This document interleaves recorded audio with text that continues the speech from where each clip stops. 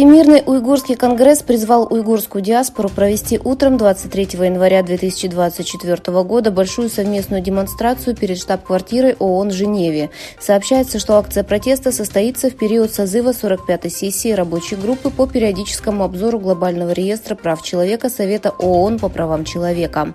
В этом контексте китайский режим усилил свою внешнюю пропаганду и деятельность в ООН, пытаясь узаконить свои преступления в Восточном Туркестане и привлечь внимание международного сообщества. Власти Бельгии возбудили уголовное дело в отношении правого бельгийского политика Фрэнка Кральмана по подозрению в шпионаже в пользу китайской разведки с целью дискредитации Адриана Зенца, известного своими расследованиями концентрационных лагерей в Восточном Туркестане. Недавно газета Financial Times, немецкая газета Glass и французская газета Le Monde провели совместное расследование предполагаемого шпионажа Фрэнка Кральмана, бывшего члена бельгийской радикальной правой партии Фламс Беланг, от имени Китая на протяжении более 3 лет. Шестой Всемирный союз мусульманских ученых провел вторую Генеральную ассамблею в столице Катара Дохи с 6 по 11 января 2024 года. На встрече присутствовало около 1000 известных священнослужителей, ученых, журналистов и представителей неправительственных организаций, представляющих мусульманские страны по всему миру.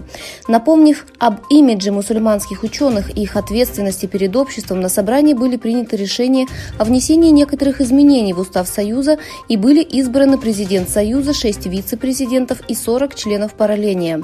Али Мухиддин Аль-Карадаги был избран президентом Союза, а Мехмед Геремес, бывший глава по делам религии, был избран вице-президентом.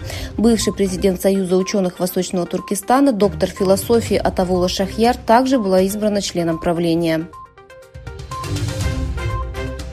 Избрание президентом Тайваня кандидата, выступающего за независимость, Лай Цзиньде, разозлило Китай. Министерство иностранных дел Китая и его посольство по всему миру предупредили страны, поддерживающие Тайваньскую демократическую прогрессивную партию, которая в эти выходные одержала победу на выборах, а также осудили страны, поздравившие с избранием Лая президентом.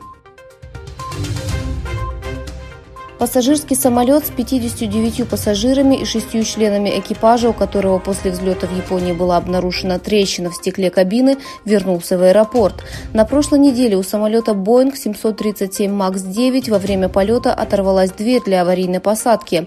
При проверке самолетов этой модели были обнаружены незакрепленные детали, и руководство Boeing признало свою ошибку.